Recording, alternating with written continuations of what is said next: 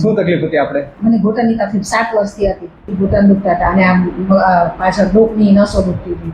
ઘૂંટણમાં તકલીફ શું પડતી હતી તમને? ઘૂંટણમાં મને દુખાવો થતો હતો, બેસવામાં ચાલવામાં ચાલુ ત્યારે દુખતું હતું. બરાબર. અને ઘણા ડોક્ટરોની દવા ખાધી પણ મને કંઈ ફરક ના પડે. ઘણા ડોક્ટરોને બતાવ્યું, ઘણી દવા ખાધી પણ પછી મને એવું થયું કે હવે મારે ખાવી જ નથી, મને જે થાય એ ખરું. એ છોડી દીધું હતું મેં. કેટલો સમય દવા લીધી? 6 વર્ષ તો ખરા જ. બરાબર. 6 વર્ષ પણ દવા પીતા હોય ત્યાં સુધી સારું ત્યાં સુધી મને સારું લાગતું હતું. પછી જેવું હતું એવું દુખાવો થતો. થઈ જાય. અને હવે આજે આપણે લગભગ ચોથું સિટિંગ હા, ચોથું સિટિંગ થયું, મને ઘણું સારું લાગે છે અને મારું શરીર બિલકુલ હલકું થઈ ગયું એકદમ ફ્રી લાગે. છે, એકદમ ફ્રી લાગે છે. ઘણું મને ઓપરેશનમાંથી હું બચી ગઈ છું. હવે આ જે અહીંયા દેખાય છે આ ગાદી હોય. જ્યારે ગાદીનો ઘસારો આવે, ગાદી ઘસાય ત્યારે ધીમે ધીમે બંને હાડકા જે હોય, આ બંને હાડકા ઉપરનું નીચેનું, આ બંને નજીક આવે અને તમારા કેસમાં ત્રીજા સ્ટેજમાં ઘસારો હતો. એટલે અહીંયા ગાદી સારી ઘસાઈ ગયેલી હતી.